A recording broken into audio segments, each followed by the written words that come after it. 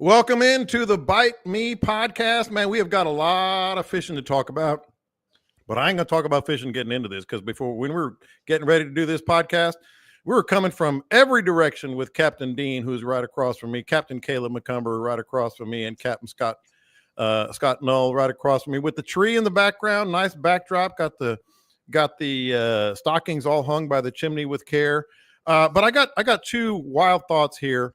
And Caleb, I am going to start with you because you're the one that said this in the pre-show meeting, which is really nothing to do with the show. Everything else is done in advance. But why is it? But first of all, let me get this out of the way. Don't forget to subscribe because you will get riveting conversations like you're about to hear at Podbean, iTunes, Spotify, wherever you get your podcasts, and join the Bite Me group page where you get to ask us some riveting questions, which we will get to.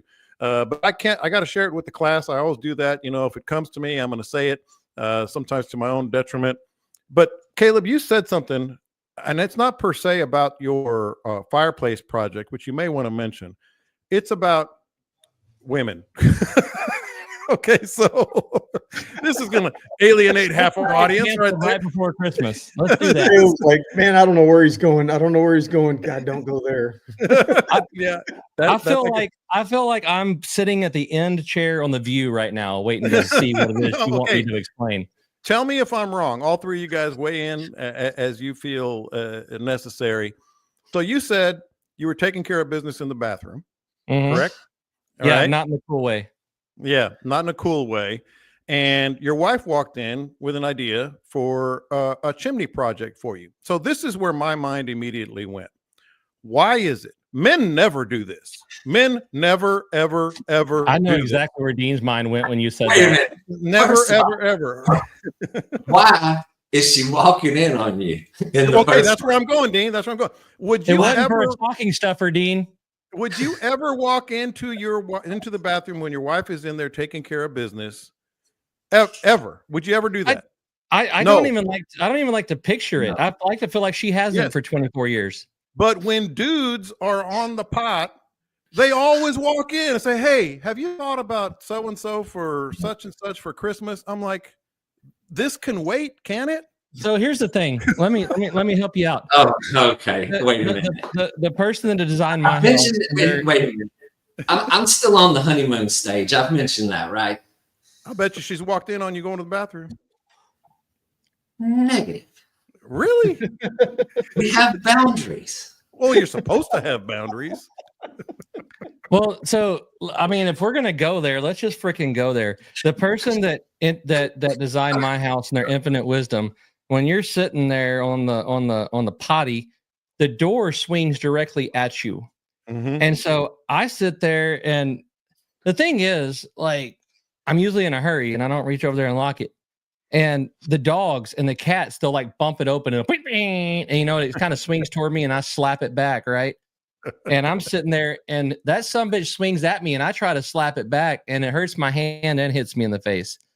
And she comes blasting through there with her phone showing me something off of what's that app that women like that got the pictures, Pinterest? Oh, Pinterest. And she goes, "Look, babe, we can do this." And it's a fireplace, like an electric one, recessed into the wall, with like the stained wood thing that goes up the wall and a mantle and the TV hangs over. Cool story. And I look at her, I'm like, I mean, for lack of a better word, because I'm honest, I said, "Your ass hurts." And she said, "No, it's simple. You just buy," and then she'd already looked it up. This $150 electric fireplace on Amazon, you just buy this, and then you just slap some shiplap up around it. Yeah. That's how my evening started. But why does it have to start in the bathroom, is my point. Because I'm hiding, because I do come up here in the studio and lock the door. Like she's got me cornered down there. But they always walk in on you on the bathroom, and I'm like, this can wait. She literally got you. My thing is, I was fighting off the dogs and the cats, and then she blows through it. All the dog wanted was to be scratched, and I wasn't up to that. So I feel like we have delved into Caleb's personal life a little deeper than we really wanted to. Yeah. You know what? I'm quitting all the fishing stuff and I'm just starting my own damn Truman Show. Yeah. This is gonna happen. Scott, you are mysteriously quiet on this topic. I guarantee you Camille's walked in on you. Or does it consistently? Not really. Oh, get out of here. Y'all are lying. I'm the only honest person here. She's respecting boundaries. We I married a am the long time. only honest person here. And that's the thing. I won't even use. Bucky's ain't good enough for me because there might be somebody else in there. She knows these rules. Yeah. The dogs and the cats, they haven't figured it out yet. She knows these rules. But this super simple project on Pinterest that I could just slap up on Wednesday, Yeah. that required a battering ram.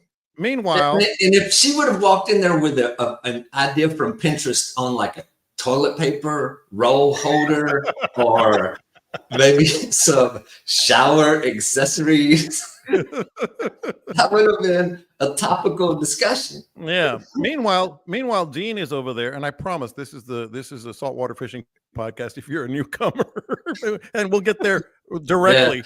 But Don't meanwhile, change the channel yet. Dean is talking about his son opening a beer, wine, and coconut store in Nicaragua. So we had that going in the pre-show meeting. This is a very professional organization right here, Dean. Yeah.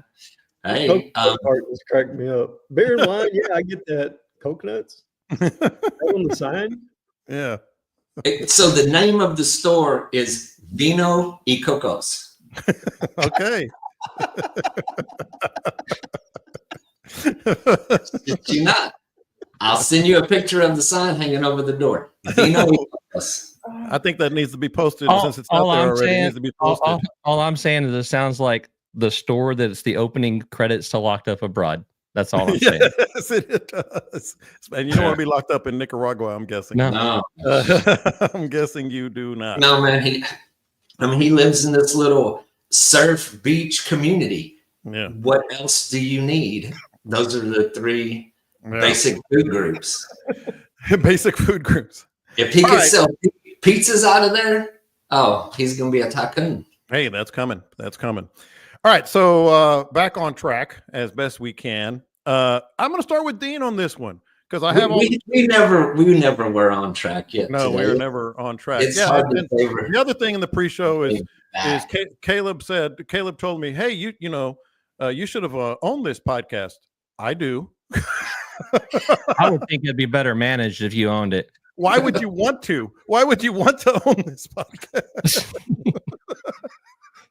Oh, You should have opened a Vino y Coco store. Exactly. Anyway, Dean, I'm going to start with you because we have all the topics from our listeners, and we'll get to those.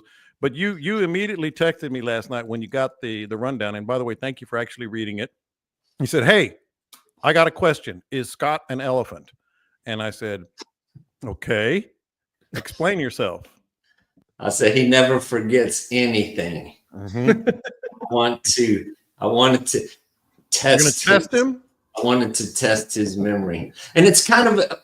I have to preface this with some of the stuff that we've talked about the last couple months on just the resource out there, the pressure on the resource, the schools of reds that should be gathering up at this time of year, and why I'm just catching one here, one there, and just the way the resource is treated. Mm-hmm. So my question for Scott, it's been many years ago, but we had a conversation with somewhat wise old fisherman, and he was talking about pecking away at the resource, pecking away at what was left of the resource compared to what it was used to be.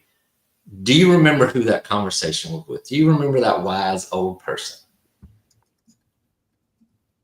Whoa, look at him. I'm thinking Do you remember the conversation? somewhat. Was that Bill Harvey? No, it wasn't Bill Harvey. It was trying to think of a clue to give you.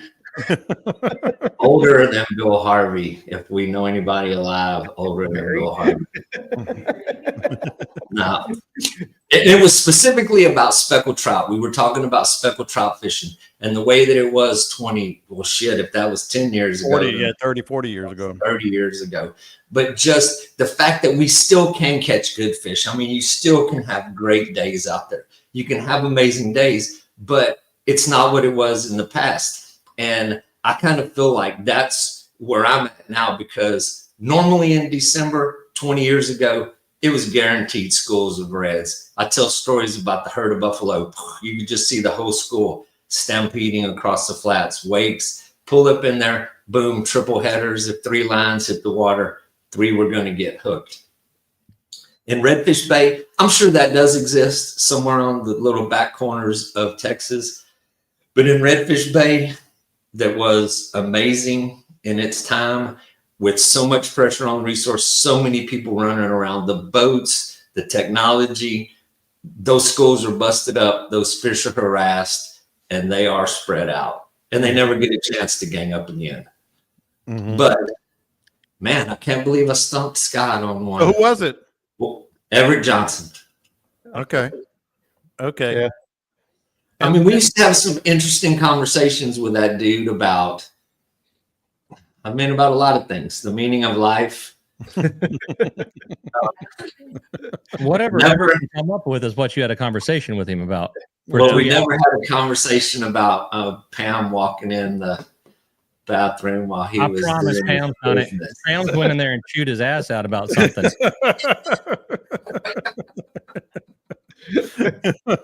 You want me to text her? No, that was no, it was just interesting. I remember that conversation. I remember that concept of what was left of what was a thing of the past. And it's kind of interesting that, because where I'm at now is amazing as the end of November and the 1st of December used to be. 20 years ago was a very short time. It wasn't that long ago. And those things that existed just a short 20 years ago do not exist in Redfish Bay anymore. Scott, what are your thoughts on that, and why? And are they still there? They're just scattering. I think we still have as many redfish. I just think that we've changed their way of feeding and their habits by running so shallow all the time and running over them. Mm-hmm. It used to be they gathered up on those flats. We waded into them. We kayaked into them. We're nice and easy and slow going in. And now they just get run over. And I think I've said it on here before. If every time you went in your kitchen to go get something to eat, a motorcycle ran through there, you'd look for another kitchen. Mm-hmm. So, you know, it's just a matter of, I think we've changed their basic way of feeding. Yeah, behavior. Well, and the Water more often. cell phone mafia did not exist then either, where, you know, these network of croaker choker no skill fishing guides out here, as soon as they find a school, they call 6 of their buddies, and every single day they pound them until they're gone. Mm-hmm. So that also did not exist 20 years ago. Caleb, do you have any 12 thoughts on this? 12 minutes and 37 seconds What's that? before Dean got started with it. Tis the season. Man, I mean, I wasn't fishing that long ago. I know that I've seen the big schools get smaller and smaller. This year, the schools that I'm usually on every year, whenever you get up close to them, they just go sit down on the bottom where they used to come chew the gel coat off of your boat. I will say last fall was pretty garbage for school fishing. This one has been a little bit better. However, this fall has been a load of garbage so far weather-wise. We haven't had the big northwester yet. It just, the things that set it off that really get it going hasn't really happened. And last fall was pretty mild like that too. Mm-hmm. But they're definitely, I mean, it's getting to the point now where if I want to go reliably chase schools, I have to go do some weird stuff instead of just going the places that I've been going for the past 10 years. There's no doubt about that. All right. So you mentioned technology, Dean, and Scott, you sent me something. I'm assuming you sent it to Dean and Caleb as well, which I was like, what are we doing? What are we doing? Explain what it was. And this is beyond the pale. It's braided line that has 2 copper wires running within the braided line to act as conductors so that you can electronically feed to your phone what's going on underwater. You can see your lure. They have a camera set up that you can wire into your line some kind of way and through your fishing line onto your reel.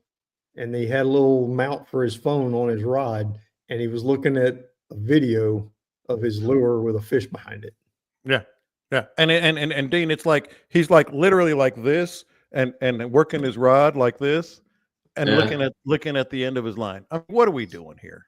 Well, I mean, the bass guys have the live scope that's been abused to the point to where they're, or maybe they already have. I've heard says that they're banning it from the big tournaments, which is literally, and I've seen them. I mean, my buddy's bass boat. You can see fish behind the tree. You can watch your lure sink down, and you can watch the fish come and eat it.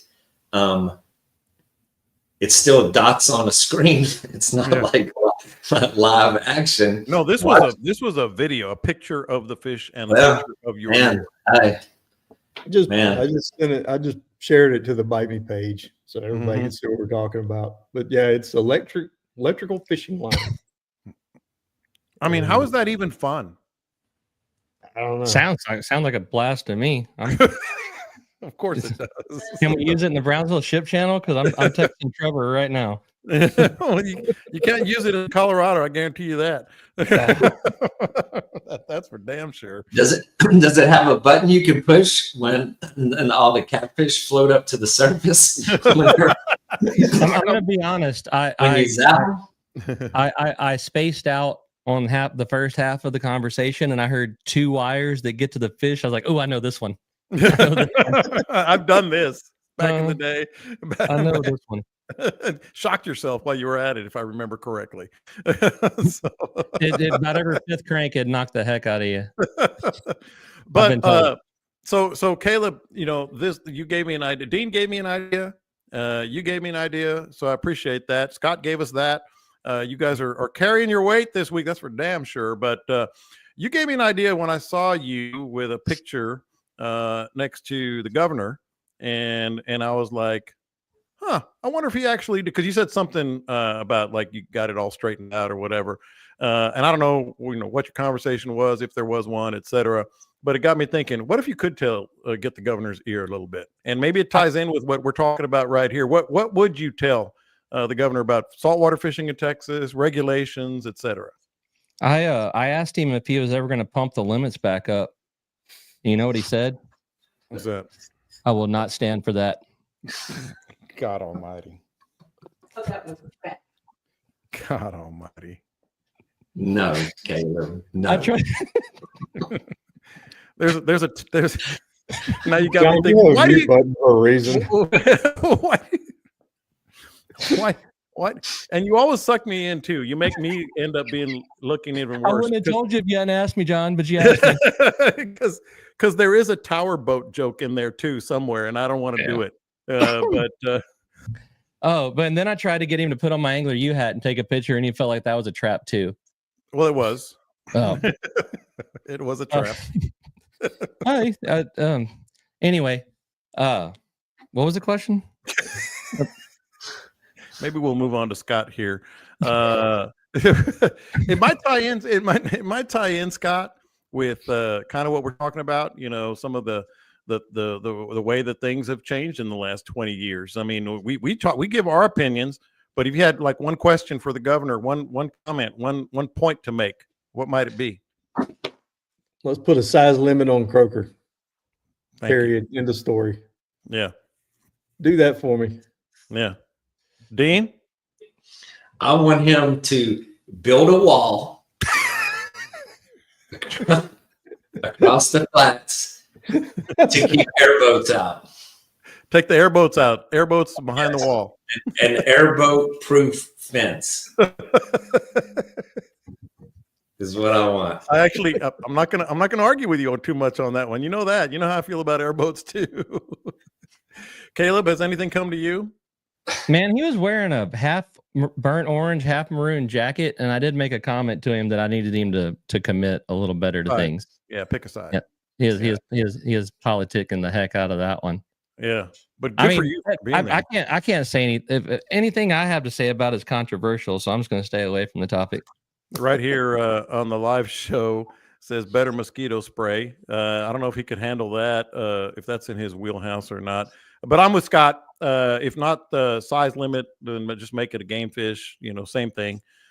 Something along those lines for sure. All right, so let's hop ahead a little bit here, because one of the topics that we had today, and I actually just got another text on it about a half hour before we came on here, very similar. I said, hey, we got you covered. We're going to talk about something very similar to that. And it's off of a Facebook group question and the direct message that I got.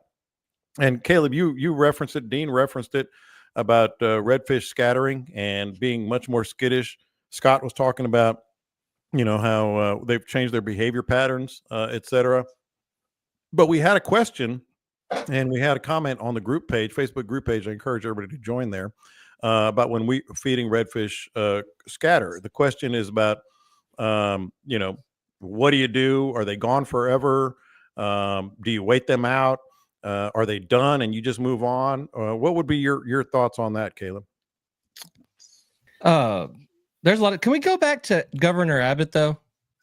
Because do you know how he got in a wheelchair? Have you ever heard this? Because a tree fell on him, right? The dude was like a peach-shaped marathon runner, and a tree limb fell on him. Yeah, a tree fell on him. That is absolutely wild. Anyway, wow, he was running a marathon. No, two separate running. What's the odds? Two separate things. So good luck with your Christmas tree this year. But yeah, go ahead.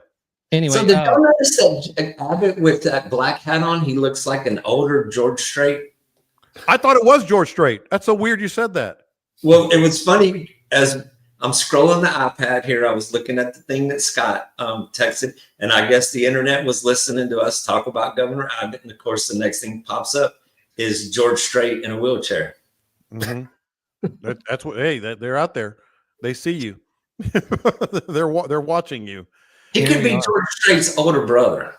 Yeah, I thought it was at first, Caleb, and then I think you were hanging out with a couple. Drew Brees, right? Drew Brees was there. Nobody knows why. He was wearing maroon. And he was a big Aggie fan growing up. He wanted to go to. He wanted to go there, and Slocum had him and didn't take him. And then Ed, you know the name, but Edgerrin Cooper. Oh, Edgerrin Cooper, yeah, the middle linebacker for Green Bay. He stood beside me. I thought that guy'd be bigger, but apparently he's just mean as hell. He's real fast. He's one of those real fast dudes, and mean as hell. But anyway, and Matthew McConaughey, did you get a glimpse of him? No, I never saw him. I'd just told him to wash his hair if I saw him. That's actually a pretty good comment. Yeah. I was ready. Anywho, and I thought I was gonna do the coin toss, but turns out I was busy at that time, so I didn't do it. Yeah, that's the only reason. All right, so redfish scattering. It is behavioral, I'm guessing, and that's what ties in with what Scott was talking about. But what would be your comments on what was posted on the Facebook page? Caleb, I'll start with you. Well, he was saying that he had bust them and then they just disappeared and didn't know what to do with it. But a majority of the time, if you've got a school of say 20, they'll bust 8 and 12, 10 and 10 or whatever. And then they kind of roll off and sit down for a little bit. And you did it with me all morning. We kind of just pay attention which direction those wakes go. And then I get off of it and either find something else to do or just kind of hover around. And usually after 5 or 10 minutes, that group will get up and start pushing again. But there for a while, they're spooked. They're sitting on the bottom. They're not doing a whole heck of a lot. A lot of the time, sometimes they just keep rocking, but they're not doing a whole lot. But if you'll leave them alone and let them get going again, typically that'll work for you. If you keep just pounding that area and still trying to make it happen, it's a little bit tougher to keep it going. But that's Scott and I have seen it a bunch, and I haven't fished a whole lot with Dean on school, so I don't know. But if you have deeper water, sometimes they will slip off of that deeper stuff, and you're not going to see them again. They're going to come up on the flat way off away. But if you have them rather hostage on a big flat, you can usually chill out and just give them time to get going again. Scott, I do it with redfish and flounder. I'll back off to the deeper end and just sort of sit there for a while and, wait. I don't know how long, however long it feels right. But what are your thoughts on everything that he said? And how long do you pound it? Or do you go and come back? I'll often do that too. I'll go ahead and go somewhere else, putter out, and then come back. It's very situational. I mean, there are times when it doesn't seem to bother them. You can catch one off the edges, and as long as you pull them out pretty quick, we've caught 7, 8, 10 fish off of one school before. But that all depends on how you're doing it. If it's a big school, though, a lot of times they'll have small satellite schools around the outside edge. If you can pick on those satellite schools, the big school stays together and you can keep hitting it. If you hit that big school and they just all blow up, you hear the splash and crash and they all go in different directions. you've pretty much blown that one. The Mhm. only saving grace is if it's back lakes that you know really, really well, that you've seen on super low tides, and you know where the deep part is. Every one of those back lakes has a little drain through the middle of it somewhere. And if you can know where that is, that's likely where they went. And you can go over there and make a few blind casts to it and see if you can pick one off of there. Most of the time, though, I'd back off. And hopefully, if it's schooling season, you've got other schools within sight, somewhere around. Mhm. Go Mhm. hit another school, keep your eyes open, keep looking back where you were to begin with. 15, 20, 30 minutes later, that school's back up and working again. There are times you completely blow them out. What's really interesting is when it's real, real calm in those little back lakes and you hook one and the whole school blows up, you can hear them all croaking. You can hear them grunt. Yeah, I've heard it through the bottom of my boat, especially with this Sabine, this aluminum boat. I can Mhm. hear it just loud as anything. Just you hear that croaking and drumming. And when they do that, it's like a danger warning because it's a quick and Yeah. then they're gone. If they do that, that school's done. Yeah. They are not coming back. If they just, if it's just one fish that you hook and he swings close to the school and spooks them, you can watch that school. You can see them rumbling away if it's shallow enough water.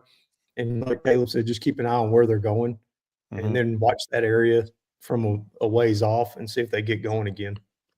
I think if they're going to keep pushing, they'll just keep pushing. When they scatter and go away. But what Scott was talking about with the croaking, dude, I've been weird about putting them in my live well while they're croaking because it's vibrating through the boat.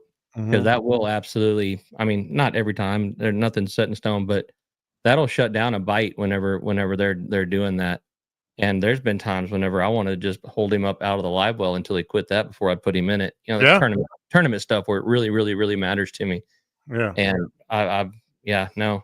And then Perry says, "Will redfish go back and forth along a shoreline or just continue in the same direction?" I've been out on days where they go up and down a shoreline. I've been in Oyster Lake where they went up and down it for 6 hours.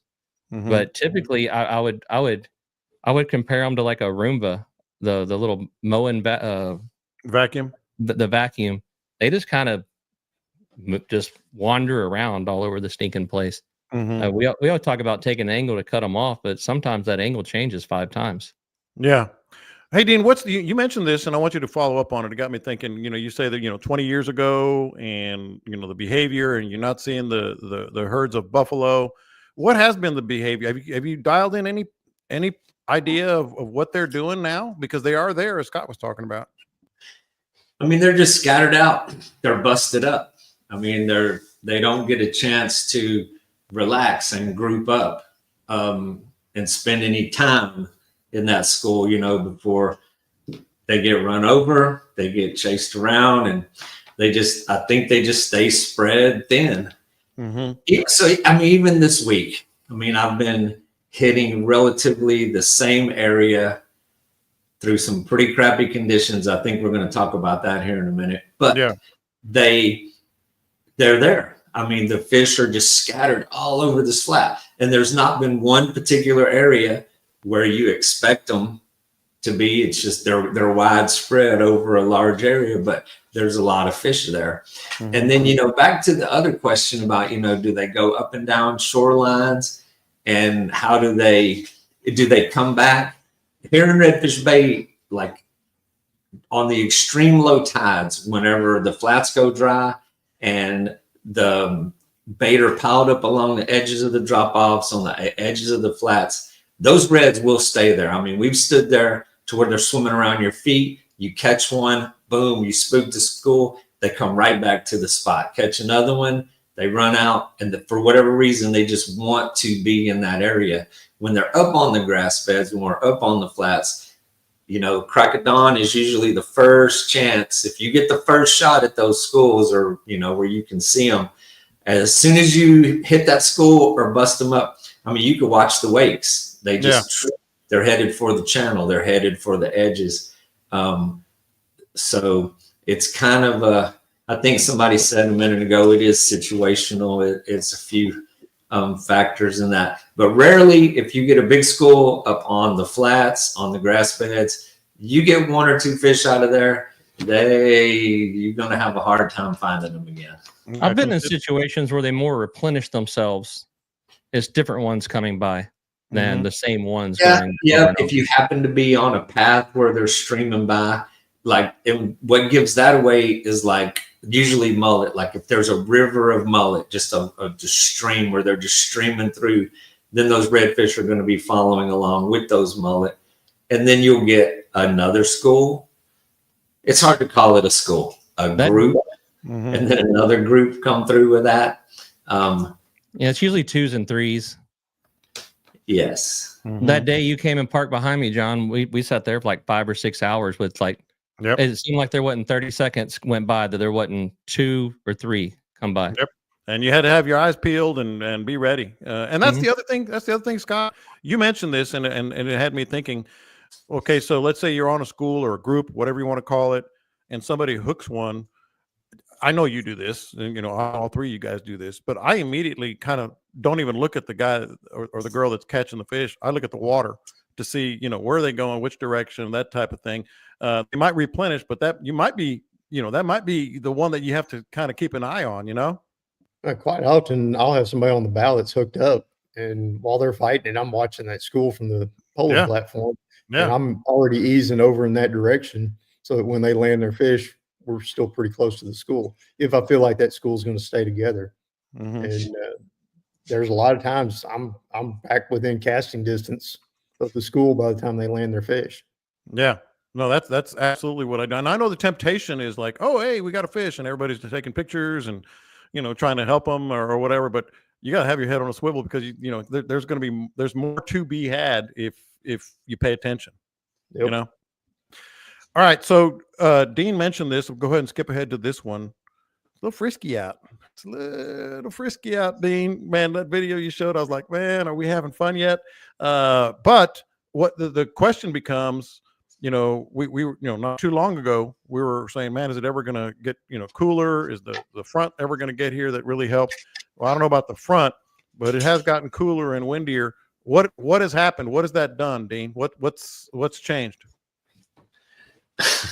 That was just last week. We were like 7 days ago.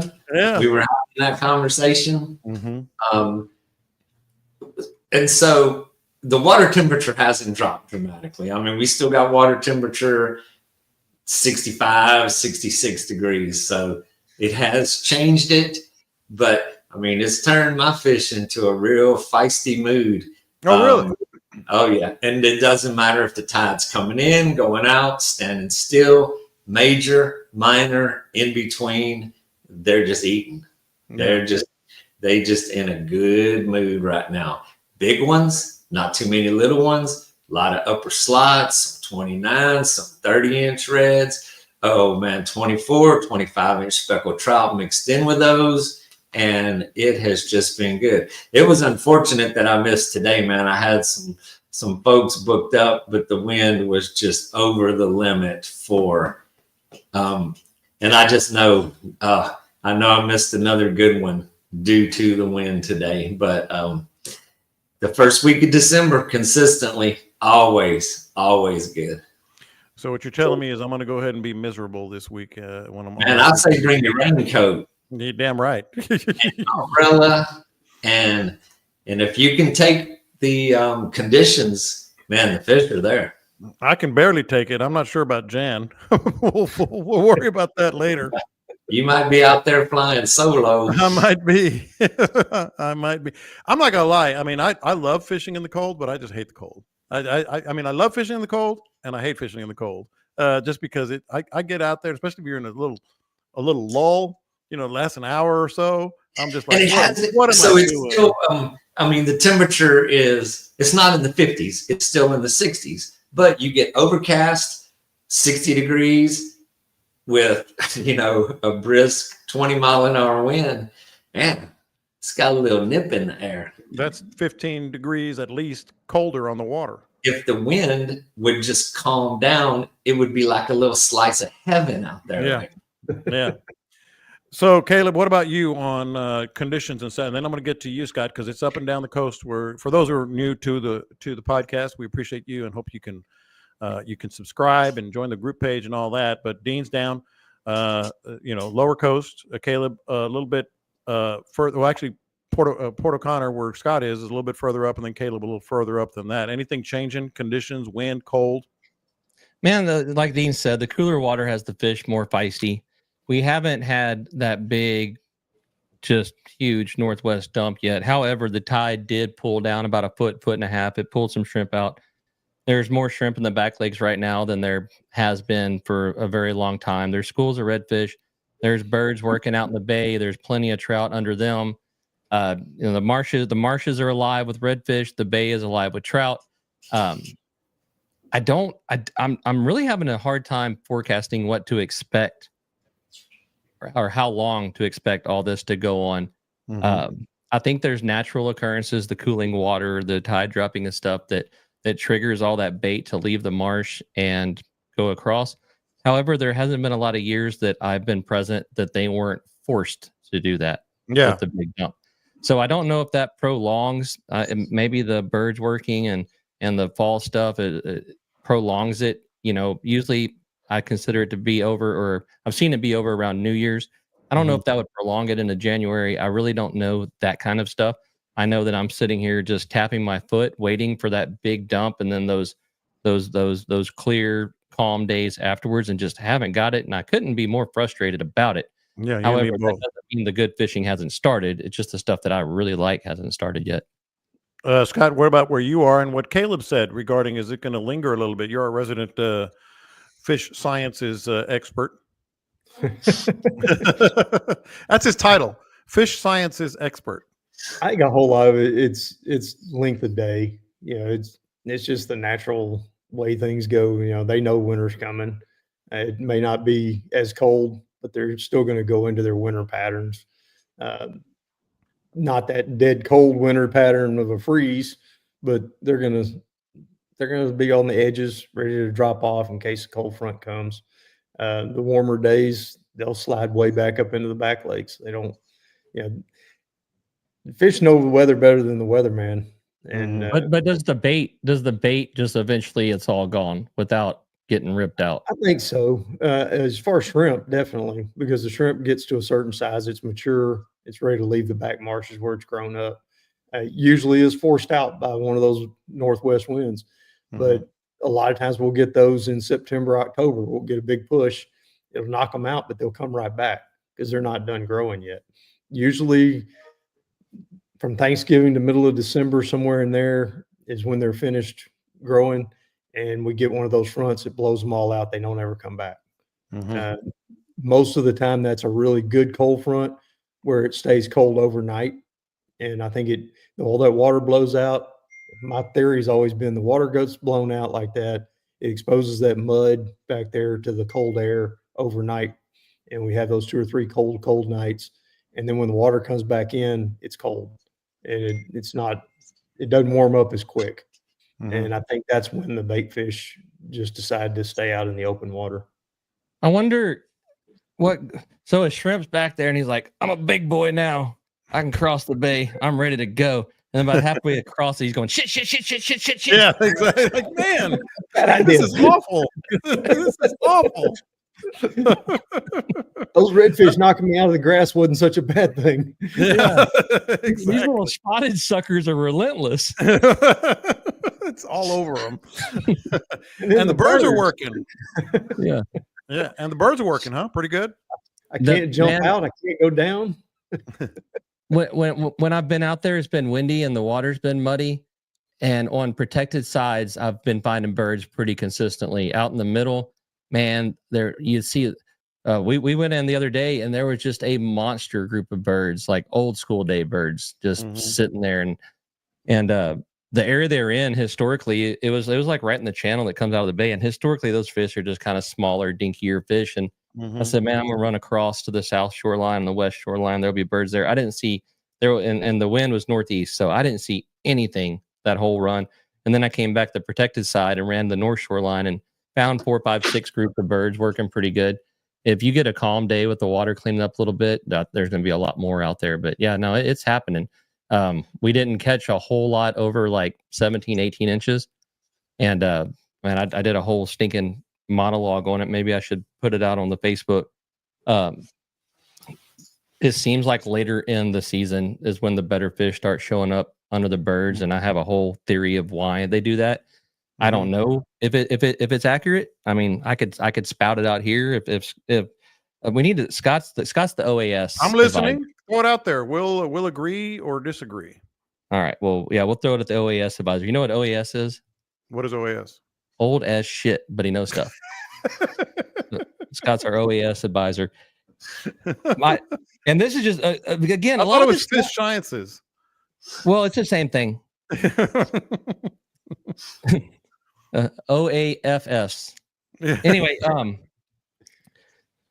this is just Caleb riding around the lawnmower and overthinking things and sitting on the boat and overthinking things. But I've got a theory, and my theory is this: it seems like from like mid-October to mid-November, December, it's really easy to catch just good solid fish waiting on the shoreline. Caught a bunch of big fish in that stretch.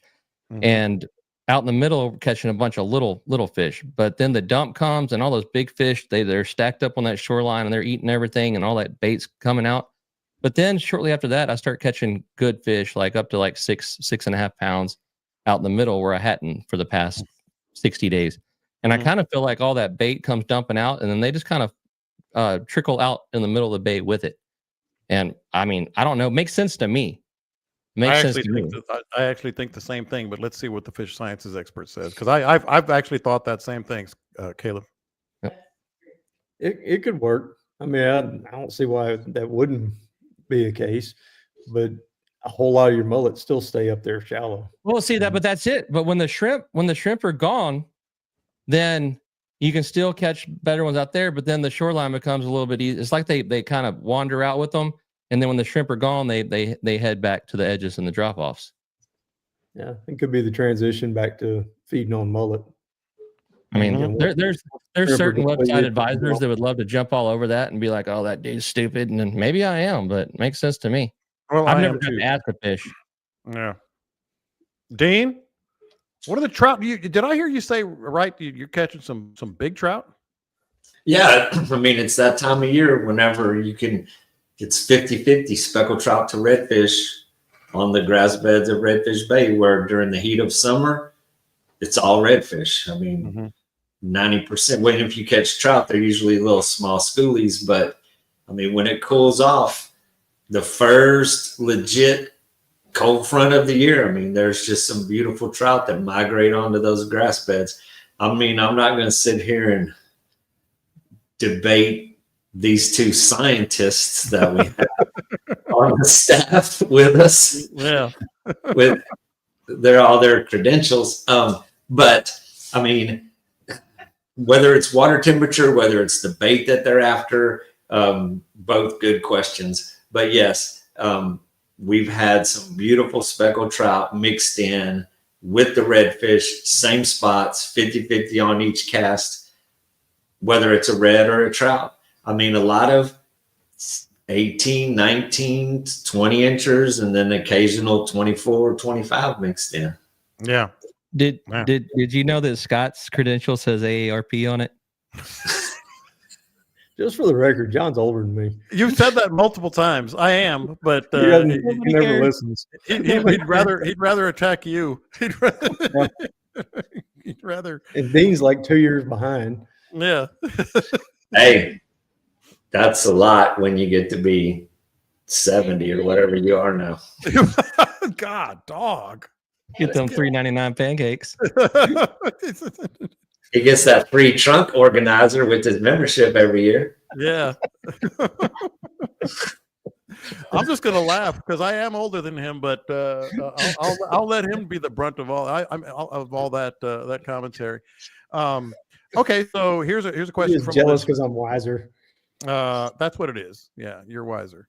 All right. We'll go with that. Are all tide movements created equal? And this was an interesting one to me because we've talked in the past on this podcast about keeping track of the tide and tide movement and when it hits your area versus maybe a few miles, up the way a little bit in the bay.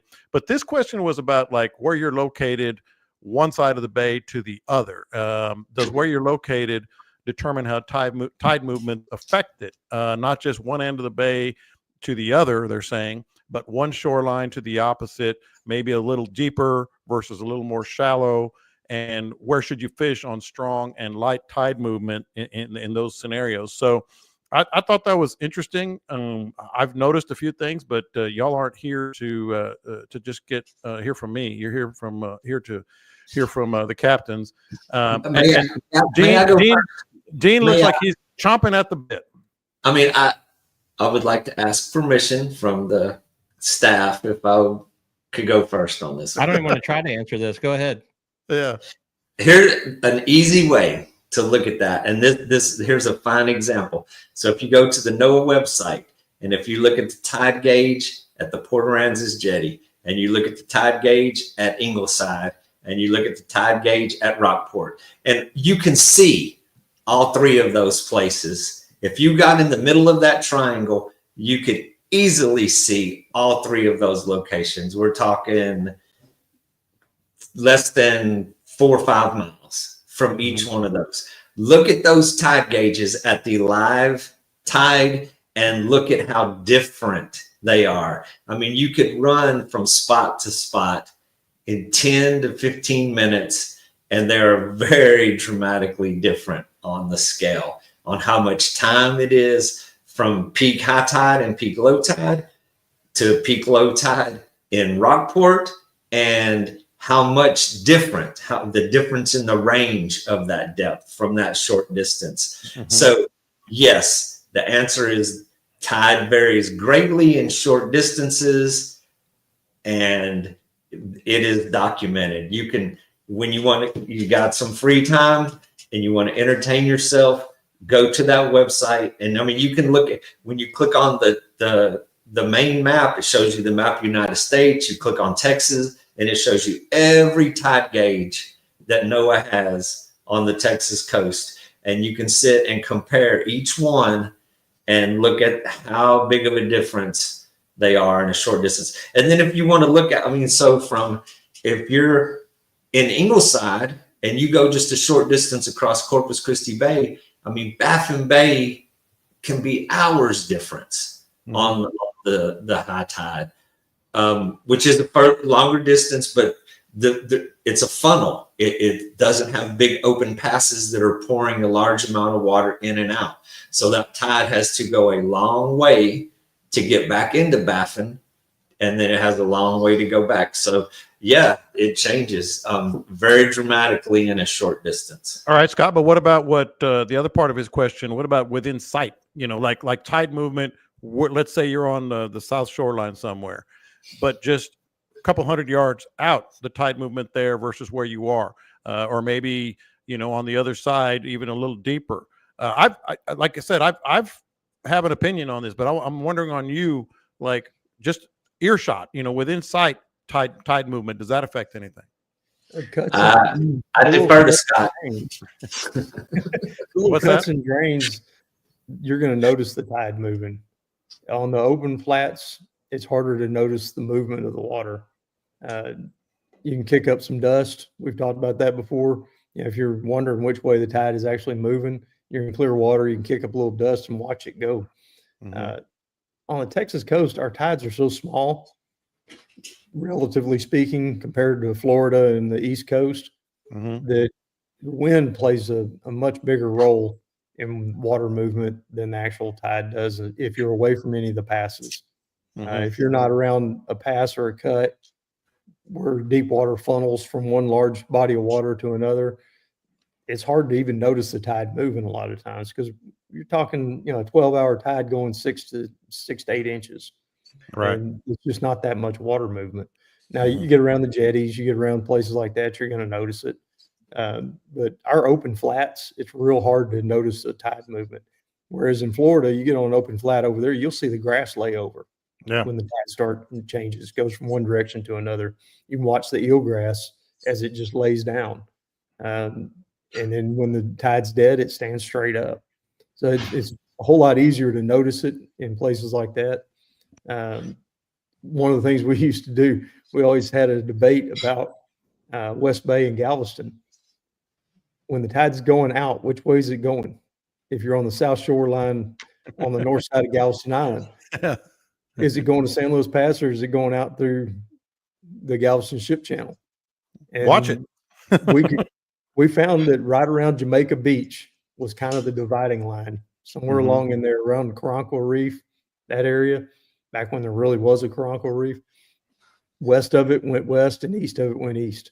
That was kind of our dividing line. Man, that's pretty interesting. Hey, look, I want to get back to you guys, and I'm going to ask for story time. Right now, pretty cool thing. Colin Illich from Sawgrass Rods. I had a chance to chat with him a little bit, and I know Scott, you and I have talked to him before, and he's doing a great thing. But he's going to actually break down some of the little details of rod, obviously actions and what they're doing over at Sawgrass. And then we're going to come back for story time about the best time you were miserable. Able to make it to the range tomorrow. I've been having a problem with one of my tires in the truck. Okay, we all heard that. All right, so he does the same thing to me during my webinars. Don't worry about it. All right, so that was Collins and that was Dean voice texting somebody, but that's okay.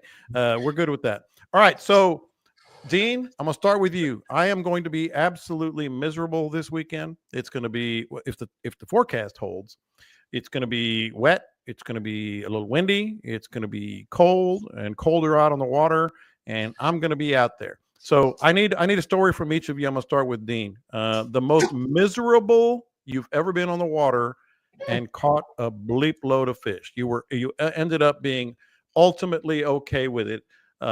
What's the most miserable day that turned out to be a great day for you? That's any day in January and the first 2 weeks of February. Over their spouses again. 25 years. Come on now. There has to have been a day where you were just like, I got to get out of here, but you kept catching fish. Man, I don't think so. He just leaves.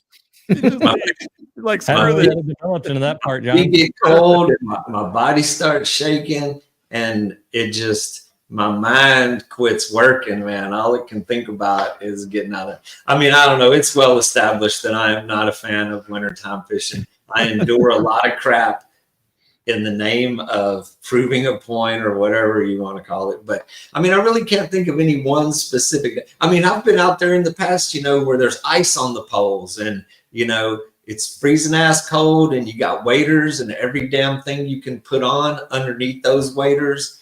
And then you jump in that freezing ass water and go for a stroll for some dumb reason. I was much younger then, man. I swear I don't participate in that as much as I used to. It's for the younger crowd. But I mean, you can catch just as many fish in the summertime, just as many. It's not maybe not the same. Caleb, I'm gonna go to you next, and he just reminded me of mine. I was trying to jog my memory.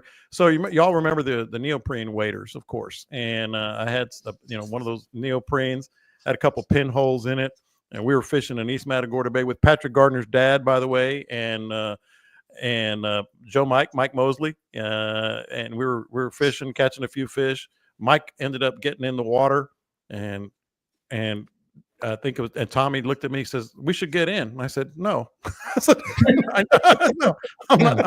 "No, I'm not getting in." I refused to get in the water. Well, then I was shamed into it. So Mike and Tommy were both in the water, and I said, "All right." And as soon as I got in the water, I could feel just that little trickles of water going down my leg, and it was dead January, and we ended up killing them. I mean, absolutely one of the best days. It's one for the books, and I was so happy and so miserable. What about you, Caleb?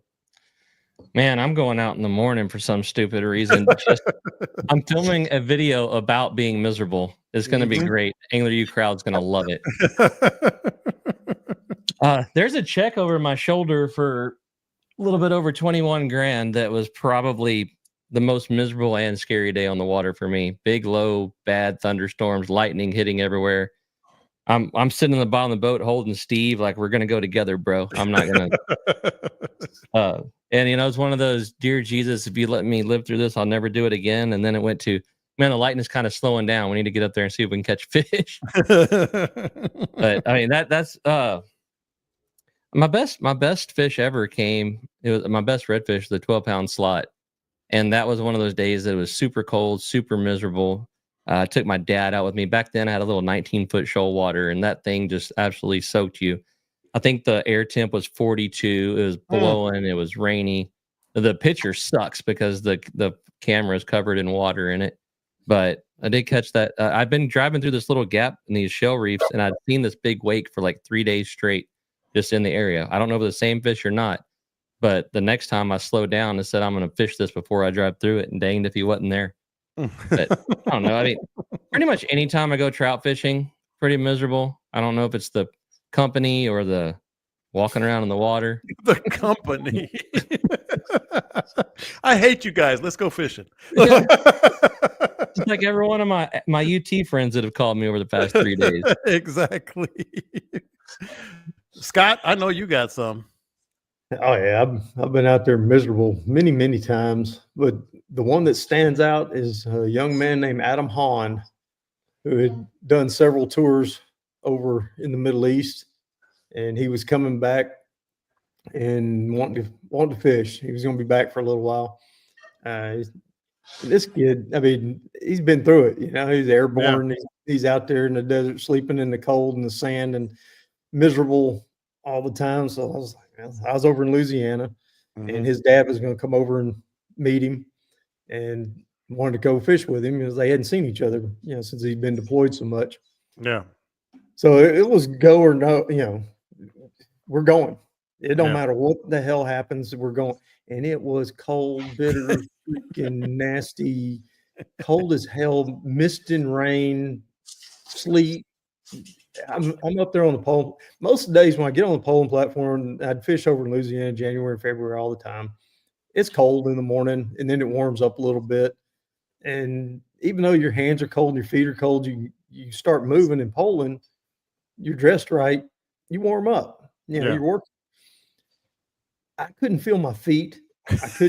I had stumps for feet. I couldn't feel my hands. I didn't know if I was holding the pole or not.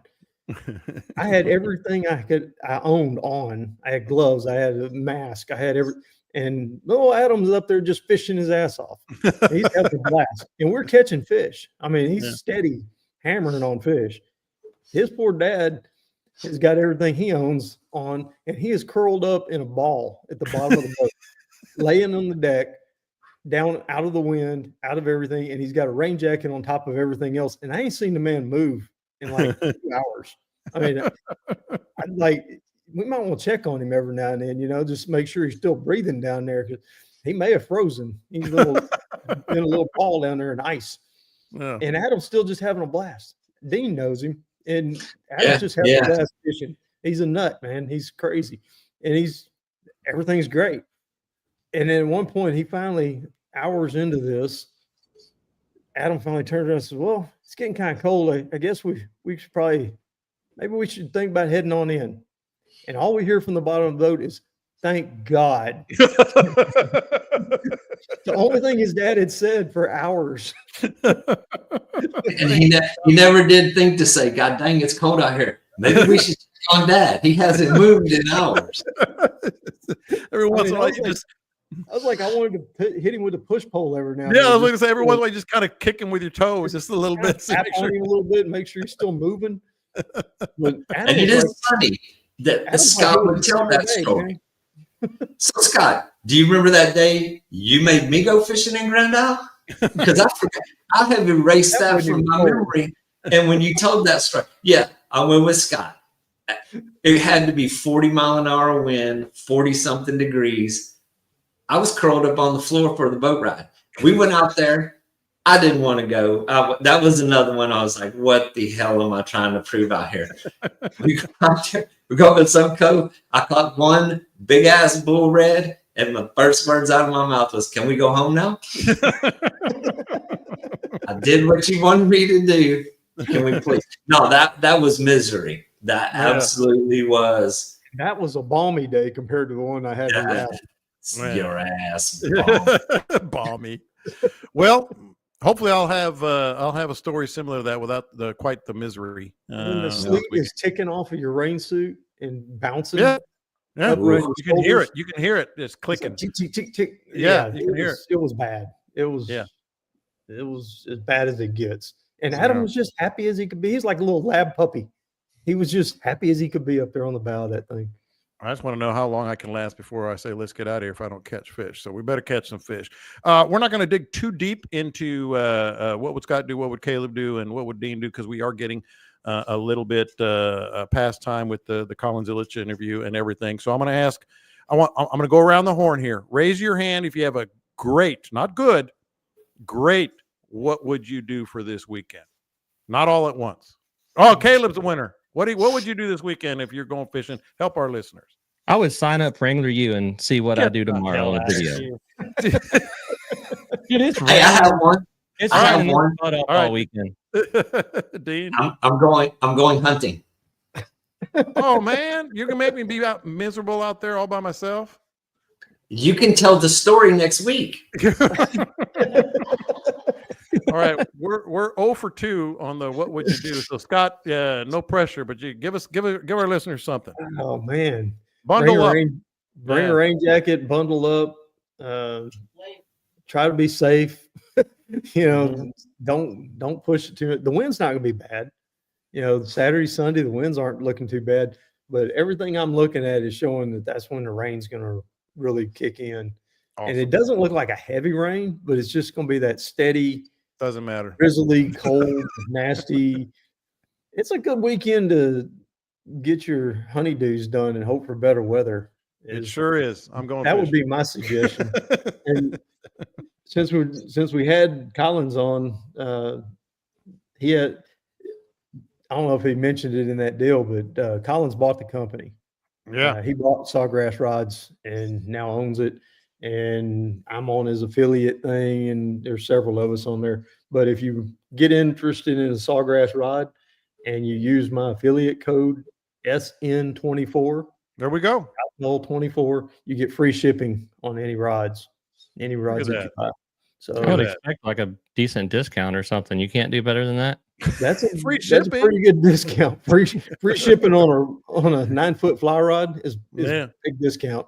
Fair. He runs over the container with his truck to make sure it doesn't break. Those containers are solid. Those containers are solid. He uses Schedule 40 PVC pipe to ship everything now. Yeah, it's awesome. I saw the video. Rods. Yeah, that's pretty cool. Yeah, he was great. You guys were great. Listeners are great. Everything's great except for the weather. I will. You know what? I'm going to send some pictures and videos as I'm wallowing in my misery this weekend. You got a waterproof case on your phone? I do actually. I do. Hope it works. If we could figure out how to drown that stupid Android, I'd be pretty happy with it. Look at this baby. Look at this baby. Doggy, that's gold right there. That's gold right there. Only thing I've hated more than Longhorn Post on Facebook all week is green bubbles. I'll get back to you on that. Okay. That's a tease. All right, boys, you guys are awesome. As always, of course, thank you for listening here live. And of course, we'll post this by 6 p.m. today, Tuesday, right here. Don't forget to subscribe to the podcast. Don't forget to join the Bite Me group page. And your question, too, can be ignored for the first 5 minutes as we ramble on about something else. But we will get to it, I promise. You guys have a great weekend. Stay dry, stay warm. I'm talking to myself, and we will talk to you next time. I voted for him, so I feel like we're even.